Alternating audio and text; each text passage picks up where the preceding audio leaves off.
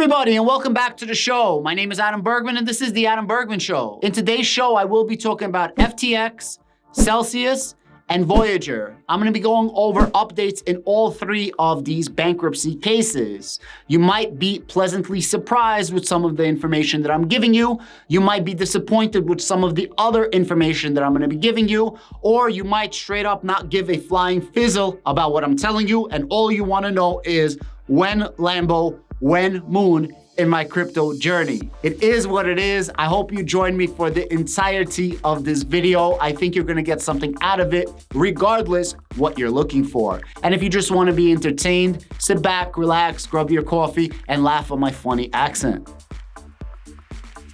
Last Tuesday, Sam Bankman-Fried had his first court hearing. This is an arraignment hearing. An arraignment hearing is somewhere where you can plead guilty or not guilty, and all charges are read to you. Sam Bankman-Fried pleaded not guilty. He pleaded not guilty after Caroline Ellison, who is the former CEO of Alameda, and Gary Wang, who is the former CTO of FTX, turned cooperating witnesses and actually pleaded guilty against Sam Bankman-Fried. Sam Bankman-Fried is actually let out on $250 million bail, where his parents put up their $4 million house. And in reality, $0 was actually put up for the bail. Now, Sam Bankman-Fried did have to call two other people to co-sign the bail, and the co-signers cannot be family members. We are all looking forward to seeing who in their right mind would actually co-sign Sam Bankman-Fried. And to this, I would say, well, we did find out that he did get two co-signers and he did put it down on the court documents. Unfortunately, this is redacted, and the judge in the case said it's okay. You don't have to actually put the information on the documents for fear of retaliation of the two people that co-signed the bail. So at the end of the day, if Sam Bankman-Fried runs, for whatever reason, his parents' home and his parents' financial life, including their retirement accounts, including their pension funds, including their stock portfolio and any crypto portfolio, is gonna become after. In addition, the other two people that co-signed the bail, that we don't actually know who they are. It is possible that the judge is gonna give us the information if enough people complain and enough people ask for the identities to be revealed. And you have to come up with a reason why you want the identities to be revealed. But it is what it is for now. We don't know who they are, but we do know that he has two co-signers besides for his parents. Now, Sam Bankman-Fried was very charitable to politicians. And some of these politicians are coming forward and returning the funds, because at the end of the day, the money that was used to fund these politicians was not money of FTX. The money was literally the money that you deposited into FTX, right? Sam Bankman-Fried used your money like a freaking scumbag, allegedly, to fund his lifestyle and to fund all of his lavish spending, whether it's a donation or buying real estate or just partying it up in the Bahamas. So a lot of these politicians are coming forward because the community is like, yo, what the F, it's our money. And they're giving back the donations. Now, John Ray III, who's the current CEO of FTX, getting paid $1,300 an hour, is dealing with the bankruptcy. He's trying to claw back as much money as possible to give back to the creditors, which are essentially the depositors of FTX and all of the subsidiaries. He told all politicians, give back the money now before bankruptcy court starts. Once bankruptcy court starts, you might be able to keep the money and the judge is not going to rule against you. However, if the judge rules in the favor of FTX, we will not only request that you give back the donations, we will request the donations plus interest. I hope for the sake of all the depositors and all the creditors of FTX and the subsidiaries that the politicians do the right thing and give back the money. The money is blood money, so to speak. The money is not yours. Give it back, do the right thing. People are suffering, and a lot of people literally lost their life savings. Now, Sam Bankman-Fried does own approximately 7% of Hood, Robinhood. Problem is, the money that was used for Robinhood shares was also your freaking money. Literally, the money you deposited in FTX went to Alameda, and then Alameda was making loans to Sam Bankman-Fried. And Sam Bankman-Fried used your money, in a sense, as his own personal piggy bank, allegedly. So now he owns 7% stake in Hood, and that is worth $450 million currently. The thing is, 4 people are going after that $450 million, and everybody has a claim to the money. Sam Bankman-Fried says that he needs to sell some of these shares because he needs to actually fund his legal team. He needs to pay his attorneys. FTX, remember, Sam Bankman-Fried is no longer FTX. FTX and John Ray III are saying, we need the money because we want to give it back to the creditors. We want to give it back to the depositors. This is the money of FTX and the subsidiaries. BlockFi is also going after the shares because BlockFi actually gave a huge loan to FTX. And Robinhood shares was actually used as collateral for the loan from BlockFi to FTX, which is funny because FTX tried to bail out BlockFi from this bankruptcy. And now that FTX is also bankrupt, BlockFi is bankrupt. So BlockFi is going after the Hood shares as the collateral that was put up by Sam Bankman-Fried and FTX subsidiaries in order to get the actual loan. And finally, the creditors in a personal suit are also going after Hood shares. So you have 4 interested parties that are trying to get part of or all of this $450 million of Hood shares. Sam Bankman-Fried literally is bleeding and needs the money in order for a legal defense team. And he's gonna need tens of millions of dollars to come up with some sort of decent defense here and hopefully not go to jail for the rest of his life. And when I say hopefully, that's hopefully for him. I think myself and the majority of people hope that he goes to jail for the rest of his life.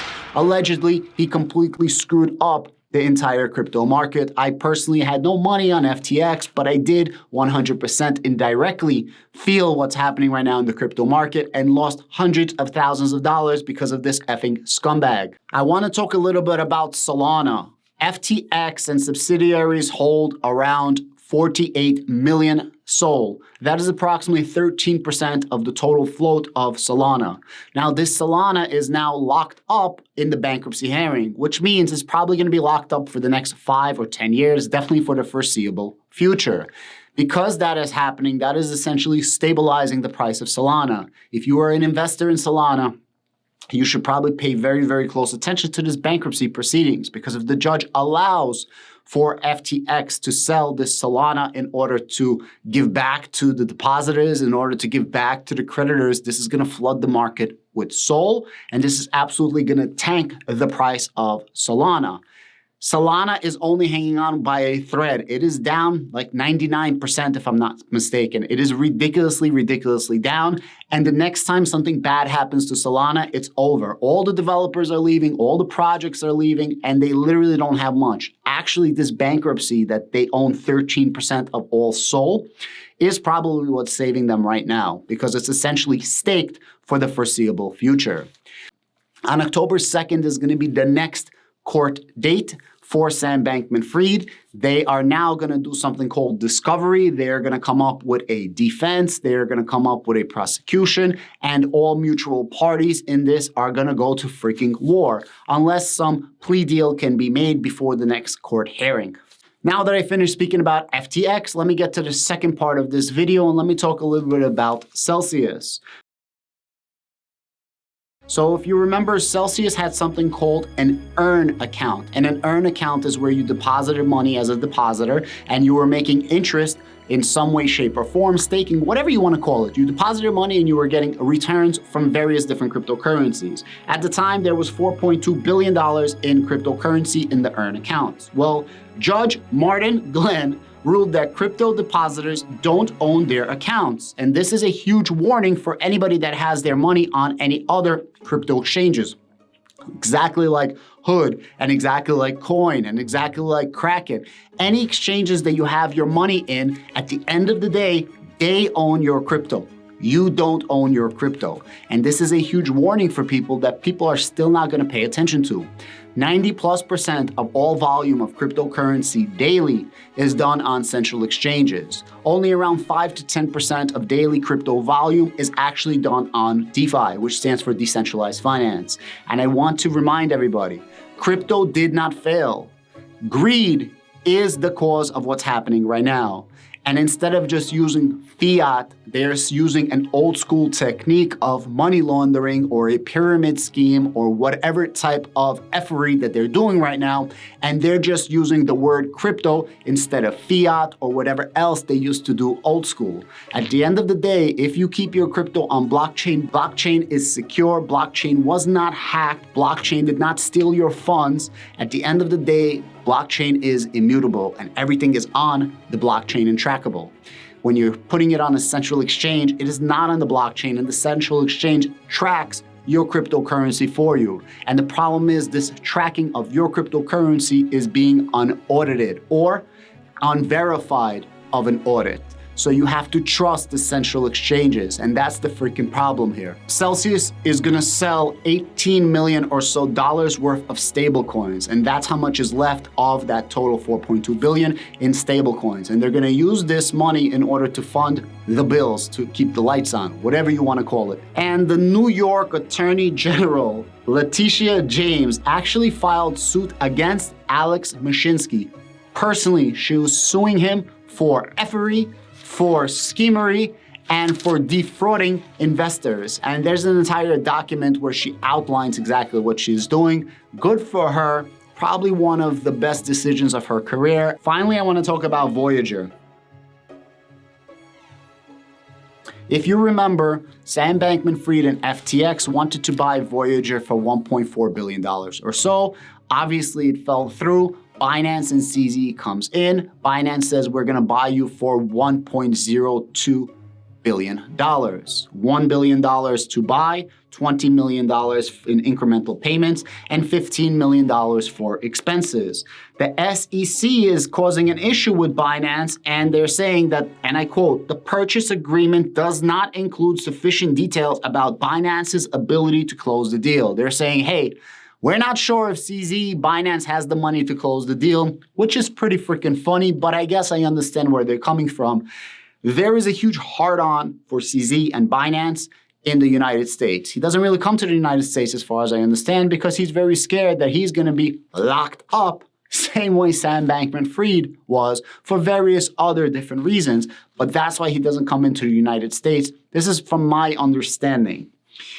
Binance said that they welcome a diligent review, and I quote, "We will work with the relevant parties to provide any requested information. We look forward to completing the transaction and bringing Voyager customers to Binance.us." At the end of the day, the entire crypto market was hurt badly by what's happening right now. We do need to bring everything down and rebuild the entire crypto market. The prices of various cryptocurrencies went up way too fast and too hard, and it wasn't warranted. And one of the reasons that happened was easy funds, ease of use or buys, and leverage and margin trading. Cryptocurrency was made to protect you against old school fiat tricks, specifically what happened in 2008 with the nearly total financial collapse of the entire world. But all of a sudden, all of these greedy central exchanges find a way to exploit cryptocurrency. Not cryptocurrency specifically, but trading cryptocurrency. They're now giving you leverage and margin, which allows you to trade cryptocurrency far harder than you owning it one-to-one. 10x leverage, 100x leverage, 1000x leverage. Cryptocurrency was never created to be traded like that. And unfortunately, people are taking advantage of it. By breaking down the entire crypto market, I have high hopes that we're gonna rebuild a lot stronger and better in the future. However, those crazy bull runs that we saw over the last 2 or 3 years probably are not gonna happen as strong or as fast in the next bull cycle.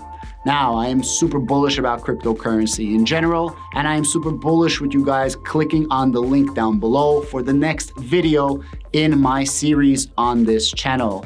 Please like, share, and subscribe, and have a great day.